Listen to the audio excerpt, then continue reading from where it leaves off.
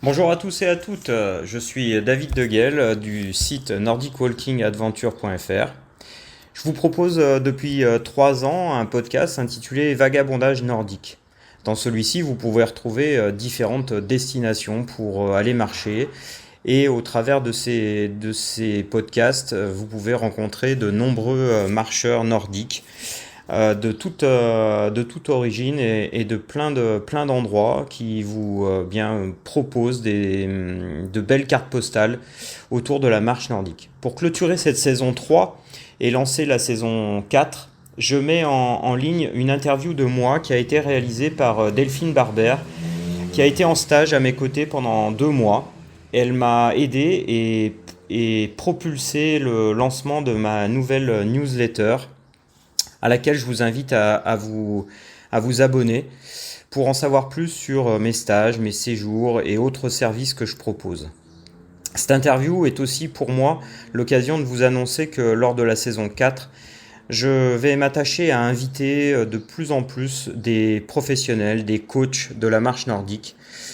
Pourquoi? Parce que je souhaiterais qu'ils viennent se présenter et présenter le pourquoi et le comment de leur enseignement, de leur vision et de leur philosophie de vie.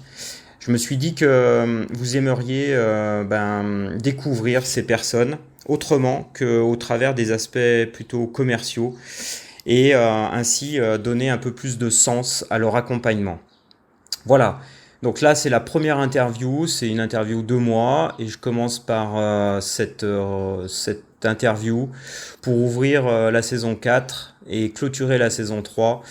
Et j'ai intitulé cette série d'interviews de professionnels le coin des pros. Voilà, comme ça vous pourrez trouver et identifier dans le podcast qui est disponible sur Acast, mon site internet nordicwalkingadventure.fr, mais aussi Spotify et Deezer, et enfin sur la chaîne YouTube nordicwalkingadventure.fr.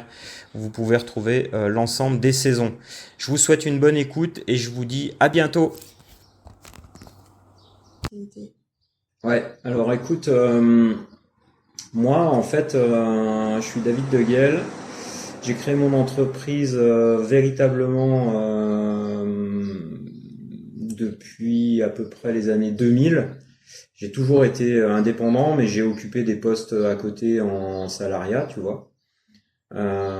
Donc j'ai plutôt un profil dans le tourisme sur la partie salariat, mais j'ai passé mon diplôme d'accompagnateur dans les années 2000 et j'ai toujours rêvé d'emmener des gens en voyage, en montagne et sur d'autres, tu vois, sur d'autres surfaces quoi, avec d'autres autre chose que seulement la montagne.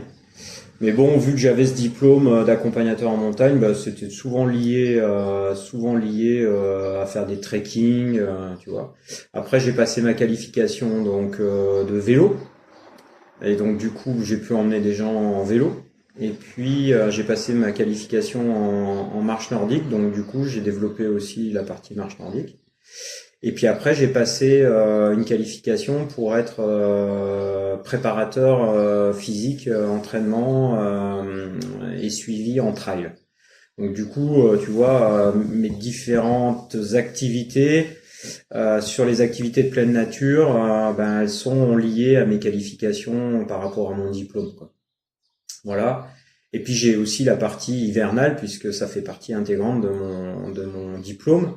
Donc je peux emmener les gens sur des parties plutôt raquettes l'hiver, tu vois, par exemple, pour faire des itinérances en randonnée raquette. Donc c'est ce que j'ai fait d'ailleurs plusieurs fois. J'ai travaillé entre la France et l'Italie sur des séjours comme ça. J'ai 2 enfants, une femme, voilà. Et depuis maintenant 5 ans, je vis complètement, intégralement que de mon entreprise. Donc c'est vrai que je développe des partenariats avec des agences de voyage parce que j'ai pas trop envie de me lancer moi dans toute la procédure de construction de séjour, tout compris. Donc je travaille, je mets en, je dirais, je vends mes prestations de service aux agences de voyage, je mets en place avec elles des partenariats, je vends en fait mes séjours au travers d'elles et au travers des catalogues de leurs agences. C'est comme ça que je me retrouve à travailler maintenant au Maroc, dans le désert, tu vois, voilà. Donc c'est chouette. Euh, voilà un petit peu. Qu'est-ce que je pourrais te dire d'autre pour me présenter? Bah, je fais de la formation aussi. J'interviens en école de commerce, à l'université, sur des thématiques soit sportives, événementielles, soit touristiques et développement des enjeux de la destination touristique. Et puis, j'ai passé une formation de préparateur mental parce que je me suis aperçu qu'en fait, à travers mes séjours, euh, souvent, en fait, les gens étaient plongés, étaient amenés à se transformer pendant les voyages, tu vois. Et donc, je voulais les accompagner. Et puis, de fil en aiguille, je me suis dit qu'une préparation, justement, apprendre à un peu mieux à avoir des outils en termes de préparation mentale, ça m'aiderait pour encore mieux les accompagner à la fois physiquement, mais aussi à travers le chemin qu'ils enclenchent quand ils font un voyage, tu vois. C'est pour ça aussi que je pense qu'un voyage, c'est vraiment une création d'une expérience, à la fois physique et à la fois aussi mentale. Tu vois, quand tu pars en voyage, forcément, il se passe un truc, quoi. Donc, que ça soit pour toi ou tu vois ton corps, mais tu vas rencontrer des nouvelles personnes, une nouvelle culture, une nouvelle cuisine. Enfin, tu vois, c'est un truc de fou, quoi. Donc, et puis moi, c'est comme ça aussi que j'ai envie que les gens ils vivent le voyage. C'est-à-dire que ça leur apporte quelque chose et que quand ils rentrent chez eux, ça soit pas qu'une somme de souvenirs, mais qu'ils le vivent aussi comme une transformation finalement, tu vois. Donc c'est aussi pour ça que je suis passé mon diplôme de préparateur mental. Et puis je m'en sers un peu aussi pour accompagner des personnes quand j'ai des demandes comme ça, de façon ponctuelle, pour aider les personnes justement dans des phases de transformation, tu vois, dans des phases de changement. Voilà. Moi, je suis vraiment sur ça. J'adore ça. Parce que dans ma vie, j'ai beaucoup changé. J'ai travaillé dans beaucoup de stations de ski. J'ai travaillé dans différentes entreprises privées. Je me suis pas, tu vois, j'ai un parcours effectivement où j'ai suivi une ligne directrice de tout ce qui était en lien avec la pratique des activités de loisirs extérieurs, outdoor. Mais je dirais que j'ai fait un panel très très vaste de métiers, quoi, de différents types de métiers.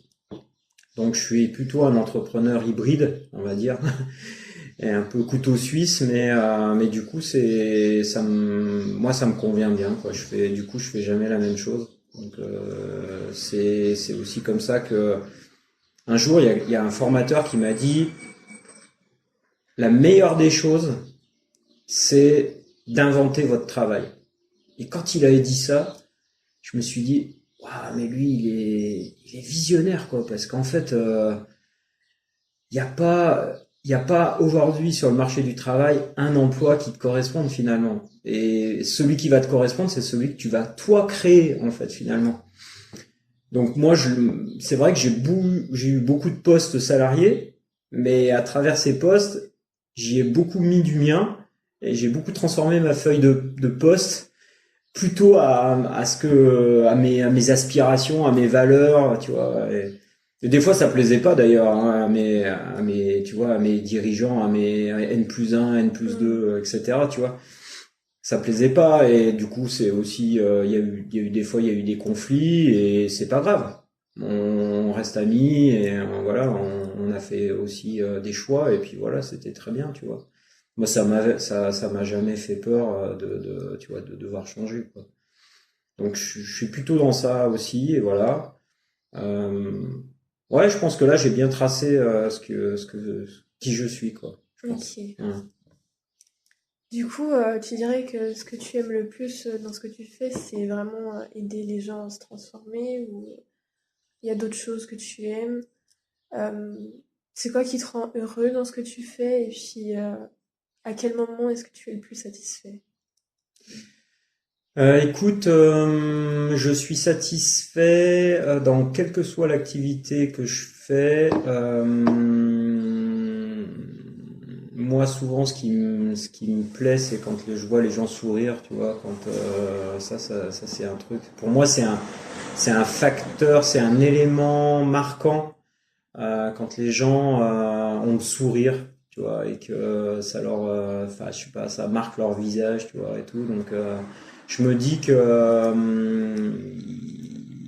ils vivent une émotion ou ils vivent un moment qui leur fait du bien. Et si en plus je contribue à ça d'une façon ou d'une autre, soit à travers ma posture de formateur, soit à travers ma posture de préparateur mental, soit de conseiller, soit d'accompagnateur, de guide, tu vois, en montagne, bah, je dirais que ça, ça m'apporte beaucoup de satisfaction, tu vois. Euh, J'aime aussi, bah, souvent,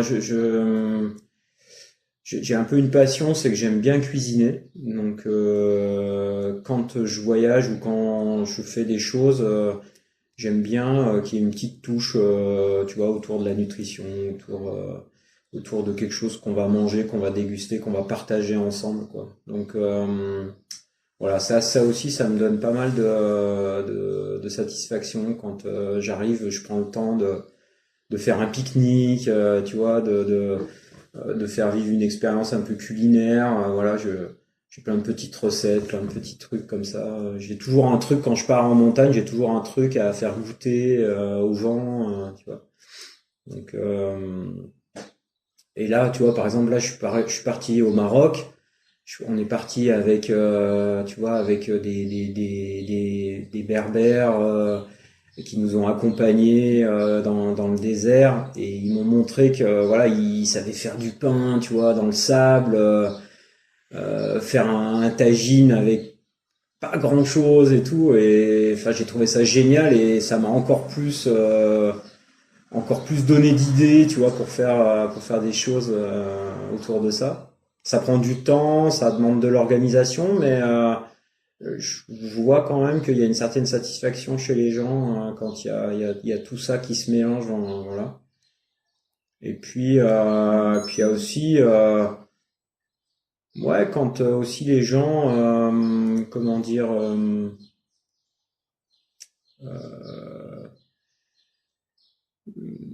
tu vois, ils repartent avec,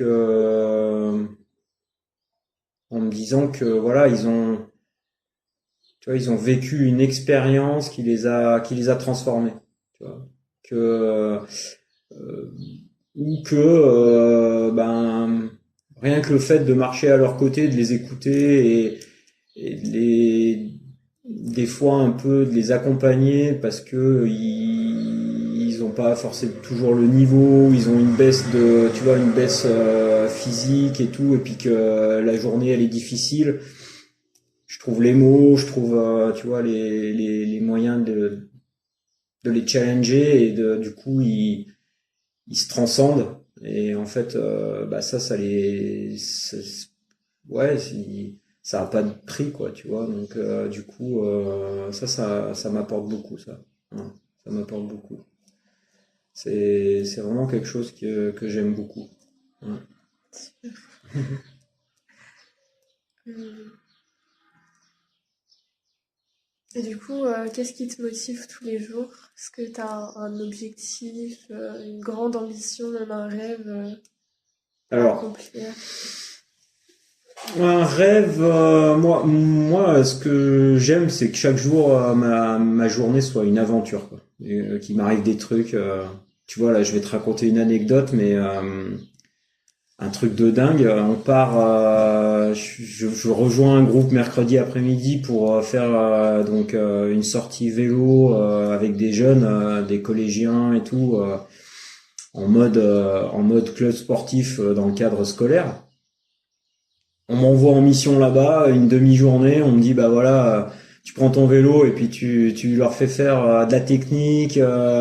Après, tu vas faire un petit peu de balade avec eux. Enfin, il faut qu'ils progressent aussi techniquement et tout ça. Donc on fait tout, tu vois, tout se passe bien et tout. Puis on arrive à la fin et on franchit un pont. Et là, tu te retrouves dans une 4e dimension. T'as l'impression de vivre la traversée du pont de la rivière Kwai. Je sais pas si t'as déjà vu ce vieux film. C'est un vieux film, ça date des années. Je saurais même pas te dire. Je crois que c'est des années 70, 80, tu vois, je pense entre voilà. Et en fait, on s'est retrouvé sur ce pont et on était pris dans un exercice militaire. Et là, t'entends pétarader des gars qui sortent, ils sont habillés, tu sais, ils tirent dans tous les sens. C'est l'exercice militaire, ils jettent des grenades et tout. C'était une aventure, quoi, tu vois. Et quand t'arrives des trucs comme ça, c'est trop génial, quoi. Ta journée, elle est trop. Enfin, je sais pas, je trouve ça. Donc ouais, je vis chaque journée comme une aventure. Donc du coup, c'est vrai que j'ai mis en place pas mal de routines et pas mal de choses pour garder la forme. Moi, j'ai 55 ans, tu vois, et aujourd'hui, pour faire tout ce que je fais, comme on dit, faut avoir la couille, quoi, faut avoir la caisse. Donc du coup effectivement ouais, je prends le temps de bien dormir, bien manger, faire de la musculation, du renforcement musculaire, du kiné, des entraînements. Je continue à faire de la compétition aujourd'hui en marche nordique parce que la marche nordique c'est un sport de santé avant tout. Et moi je le fais un peu en mode performance et tout ça parce que ça me permet justement de connaître mes limites, de voir aussi comment mon corps y réagit. De le maintenir à un certain niveau avec des objectifs. Donc du coup, ça me permet, et ben après quand j'accompagne des gens en montagne, en vélo, en trail et tout ça, de pas être à la rue, quoi, et puis de leur apporter aussi mon expérience. Parce que ce que je fais vivre et ce que je vis au quotidien au sein de ma famille, pour moi c'est une expérience que je partage, tu vois. Donc ouais, c'est ça qui me satisfait, quoi, tu vois. C'est de partager tout ça et de faire en sorte que mes journées, elles se ressemblent jamais, quoi, et que je finisse toujours avec une anecdote à raconter à la fin de la journée, quoi. Mais tu sais, c'est aussi de savoir se contenter de peu aussi, hein, tu vois. C'est-à-dire, pas besoin non plus d'aller chercher midi à 14h, hein, tu sais. Le fait d'emmener tes enfants en vélo, par exemple, c'est plus une aventure que de prendre ta bagnole et puis de les emmener, de les jeter au bord de la route, tu vois, et puis d'aller à ton taf, quoi. Je préfère prendre mon vélo, tu vois, que sentir le vent, tu vois, au travers mon déplacement, discuter avec mes enfants, rigoler avec eux, et ça, c'est une aventure, quoi. Rien que ça, tu vois. Donc et puis après, c'est vrai que dans le cadre de mon entreprise, de toute façon, quoi qu'il en soit, moi j'alterne entre terrain et puis bureau et puis voilà, et puis déplacement et puis ci et puis ça, quoi. Donc il y a jamais de journée qui se ressemblent, tu vois. Du coup, ça t'aide à rester motivé et tout, à continuer dans ce que tu fais. Bah oui, oui. Ouais, et puis moi, ce qui me motive aussi, c'est c'est vis-à-vis de ma famille, tu vois. D'être aussi je dirais moteur, participer à la dynamique au sein de ma famille, quoi, tirer vers le haut les gens qui m'entourent, quoi, tu vois. Même mes collaborateurs, moi je me souviens, j'ai toujours au plus loin que je me souviens avant mon travail, tu vois, souvent ça peut m'avoir, hein. J'ai pu faire par exemple des choses entre 5h du matin et 7h. Des fois je prenais mes skis de randonnée, je montais au sommet d'une montagne, je redescendais. Quand j'étais étudiant, je me souviens le nombre de fois avant d'aller à l'université où je partais en courant ou en ski l'hiver. je faisais une montée 1000 mètres de dénivelé, hop, je redescendais, je prenais une douche et puis j'étais dans l'amphi, tu vois, à 8 heures du matin et vas-y, parti pour une grosse journée d'études, tout ça, tu vois. Donc, ouais, ça permet de garder un niveau de motivation, quoi. Et puis si j'inspire des gens mais je sais aussi que j'en fatigue d'autres, tu vois. Des fois, il y a des gens et ils me disent, mais comment David, t'arrives à faire tout ça? C'est trop pénible, quoi. Quand je te regarde, je suis fatigué, quoi, tu vois. Donc, mais c'est pas grave. Après, à la rigueur, tu vois. Si chacun fait les choses à sa hauteur, tu vois. Moi, je suis pas une référence. Ce que j'aime, c'est vivre des expériences. Donc après, bah, si les gens, ça les inspire, et puis que ça à leur échelle et avec leur patrimoine, hein, tu vois, avec ce qu'ils ont, avec leur richesse personnelle, bah, s'ils vivent des choses et qu'ils se disent, bah tiens, David il le fait, pourquoi moi je le fais pas, et bah c'est tant mieux, quoi, tu vois. Ça veut dire qu'ils vont bouger et puis bah c'est super, quoi, tu vois. Donc ouais, non, c'est super chouette, quoi. Ouais. En tout cas, c'est motivant, quoi. Mm. Et du coup, qu'est-ce qui t'inspire? Parce que t'aimes bien inspirer les autres, mais toi, qu'est-ce qui t'inspire? Ce qui m'inspire, Ouais. ouais, plein de choses. Plein de choses. Je suis super curieux. Écoute, d'abord, une de mes bases, c'est la nature. Tu vois, la nature, je trouve qu'elle est tellement inspirante, qu'il y a tellement de choses à prendre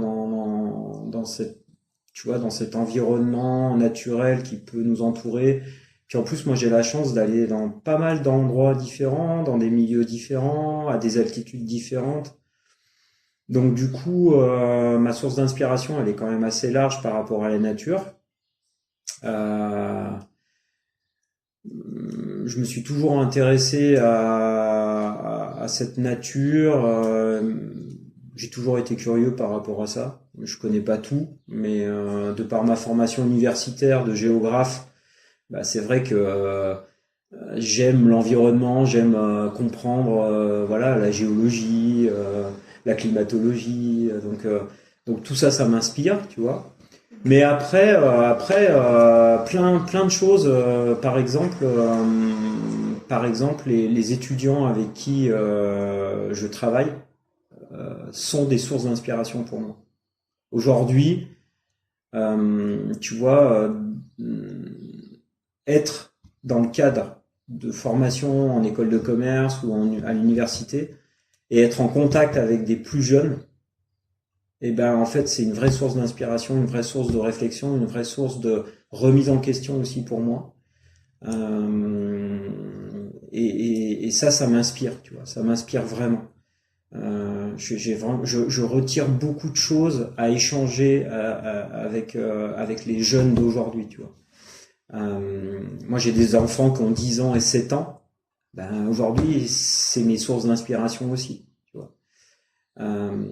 Et puis ma femme aussi, parce qu'aujourd'hui, elle fait des activités qui sont un peu, comment dire, parallèles aux miennes, plus tournées sur le corps, sur le bien-être, sur la partie mentale, respiration aussi.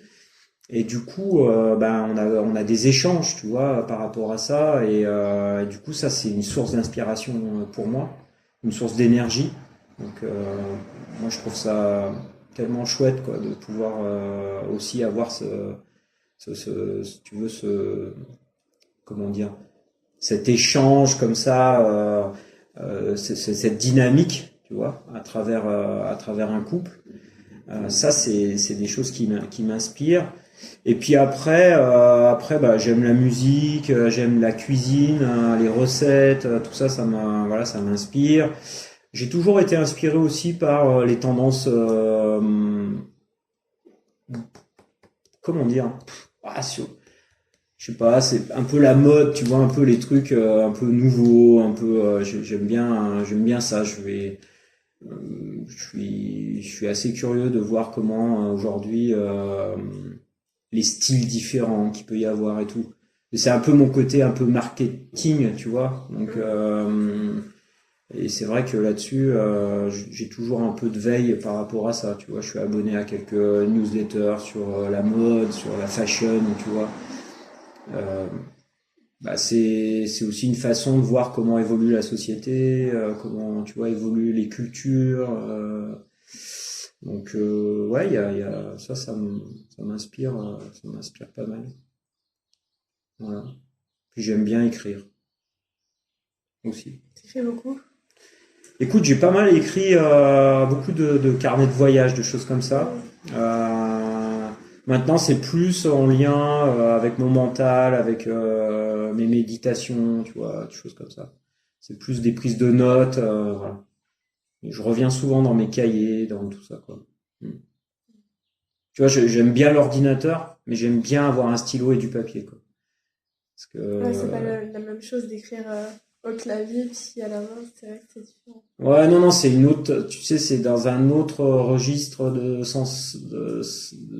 sensible, quoi, tu vois. Mm. Le contact du papier et de la plume, tu vois, du stylo sur le papier, ça a rien à voir que d'écrire, tu vois. Tout le monde décrit l'intelligence artificielle, etc. Mais moi, je pense quand même que, tu vois, les grands intellectuels, les grands philosophes et tout ça, sont des gens qui écrivent, qui gardent le contact avec le papier, avec la rudesse aussi d'avoir une feuille blanche et puis de structurer leurs idées, tu vois.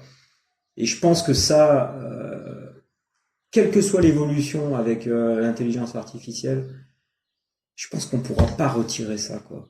Et je pense que le niveau de réflexion quand t'écris et quand tu fais l'effort de d'écrire, c'est pas le même que celui que quand tu utilises, tu vois, l'intelligence artificielle. Et je pense que par rapport à ça, en plus, il y a un vrai lien sensoriel, tu vois, avec soi-même, je trouve, tu vois. Donc, moi, je suis pas trop inquiet par rapport à ça, et en tout cas, moi, je cultive ça, tu vois. J'utilise les deux, hein, mais moi, je suis pas inquiet par rapport à ça, tu vois. Je vis assez sereinement. Je sais que l'écriture m'apporte pas du tout la même chose. Même si j'écris des choses plus courtes ou tu vois, les idées, tout ça, elles me viennent que en grattant sur du papier, quoi. C'est vraiment ça, tu vois, c'est gratter sur du papier, quoi. J'aime bien ce mot, ça, tu vois, ça, c'est un peu aride, c'est un peu rude, mais je trouve que ça a ce côté artisanal aussi, tu vois, de la pensée. Et c'est de là que viennent les grandes idées, je pense, tu vois, les choses qui animent nos sociétés depuis des millénaires, quoi. C'est en grattant sur du papier, finalement. Tu vois, quand tu regardes les moines, ce qu'ils ont écrit, quand tu regardes, tu vois, les musulmans, ce qu'ils ont pu tailler sur les pierres et tout ça, enfin, je veux dire, et puis même nos amis les hommes préhistoriques, ils sont allés, tu vois, faire des dessins. Mm. Mais je pense que c'est de là aussi qu'est venue tu vois, la maturité de leur cerveau, la transformation de leur corps et tout ça, tu vois. C'est en grattant justement, tu vois, sur quelque chose. Je pense que c'est viscéralement ancré dans nos gènes, tu vois.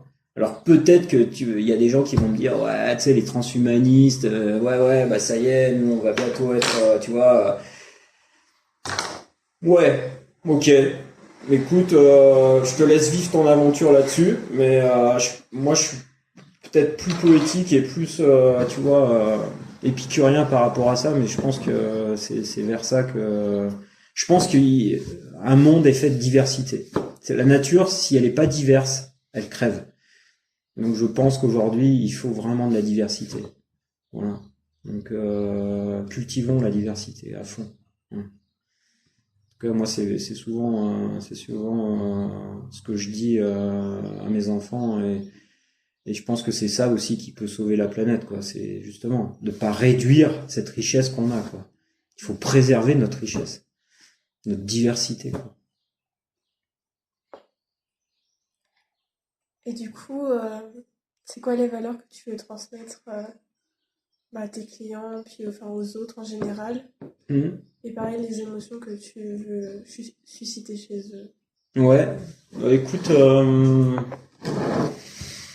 hmm,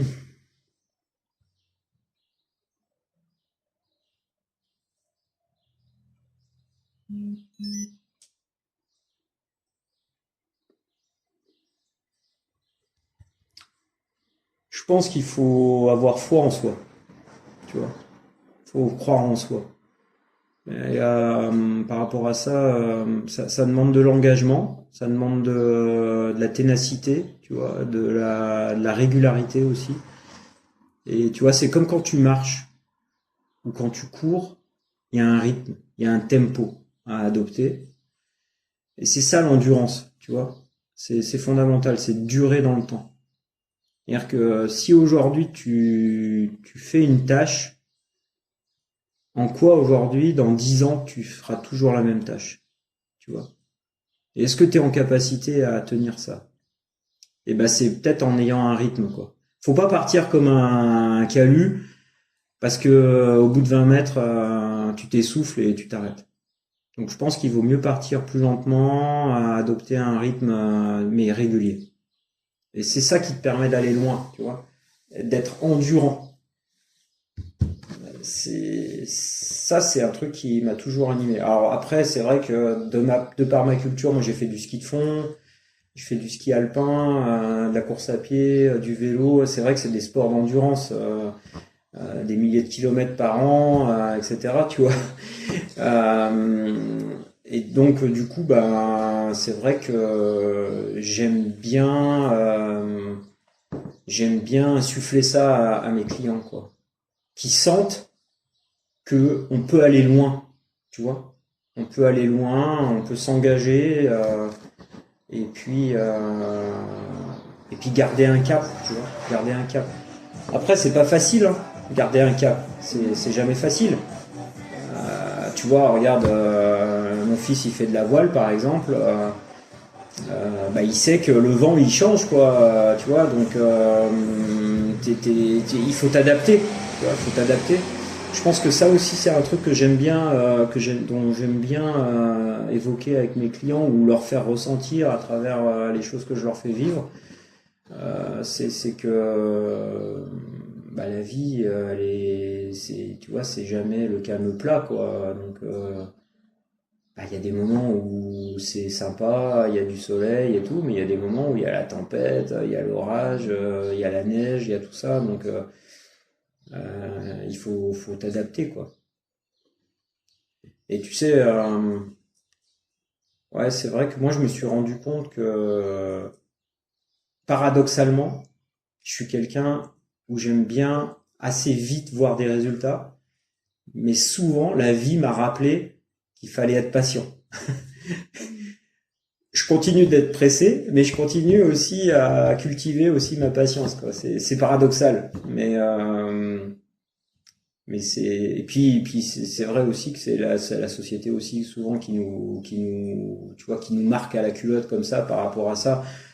Il faut du résultat, mais en fait, non. Non, non, il faut aussi savoir prendre le temps, quoi. Tu vois. Donc, tu vois, par exemple, là, on est en train de parler, le temps qu'on parle ensemble, c'est pas du temps perdu. Parce que ça me permet de structurer les idées. Toi, tu t'as pris du temps à écrire des questions. Et ce temps d'échange-là, il a force de valeur, quoi. Et du coup, il est marquant. Et pour moi, c'est une pause, tu vois, dans mon rythme et tout ça de la journée, mais je suis sûr que je vais en retirer plein de choses parce que derrière, ça va me permettre peut-être d'avoir des nouvelles idées, etc. Donc je pense qu'il faut aussi savoir justement marquer, tu vois, des temps de pause. Euh, et, euh, et tu vois, dans les séjours qu'on fait, bah c'est vrai que ces temps de pause, il faut pas les occulter, quoi. Faut pas les occulter. C'est bien de faire 100 kilomètres, mais c'est bien aussi que ces 100 kilomètres, il y a des temps de respiration où on peut se poser et prendre le temps de respirer.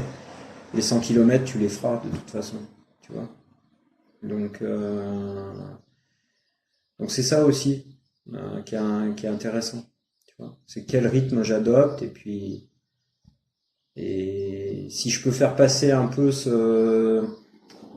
justement ce, tu vois, ce feeling pour prendre le temps de suivre un rythme, tu vois, régulier. Ouais, ça c'est bien. Ça c'est des belles choses que j'aime bien faire passer. Mm.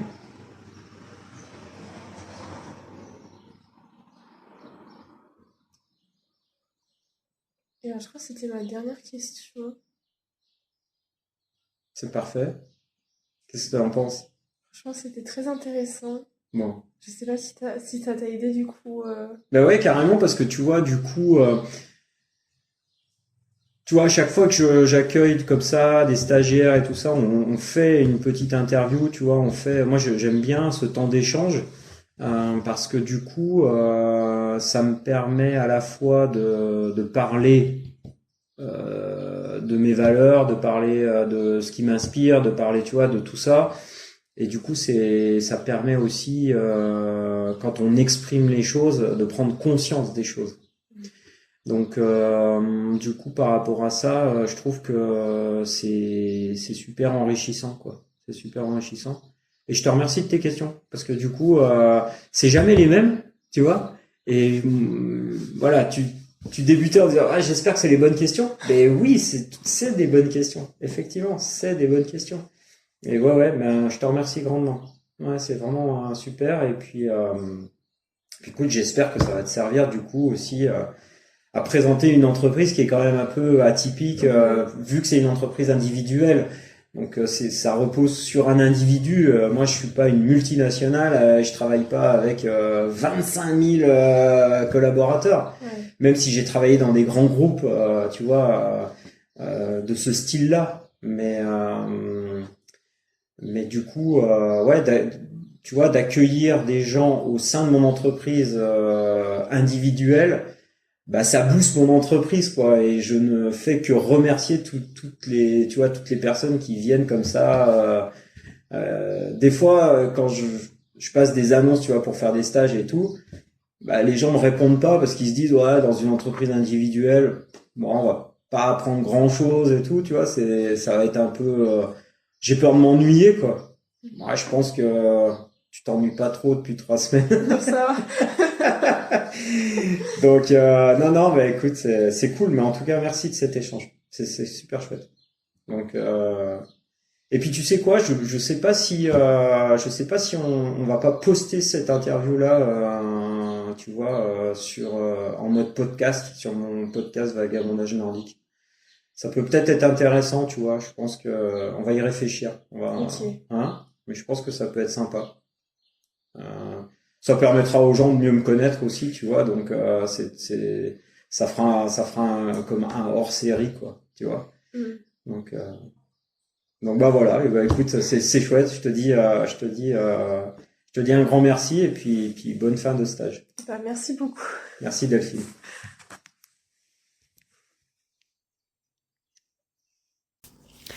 Si vous êtes encore parmi nous, c'est que vous avez aimé cet épisode. Alors, faites-le moi savoir. Laissez-moi un commentaire, une remarque sur la page Facebook Nordic Walking Adventure. Mais aussi, laissez un maximum d'étoiles, un maximum de likes sur vos plateformes d'écoute afin de faire la promotion de ce podcast et de faire connaître à un maximum de marcheurs nordiques ce podcast et ce rendez-vous. Je vous souhaite une très bonne fin de journée et je vous dis à très bientôt pour un nouvel épisode.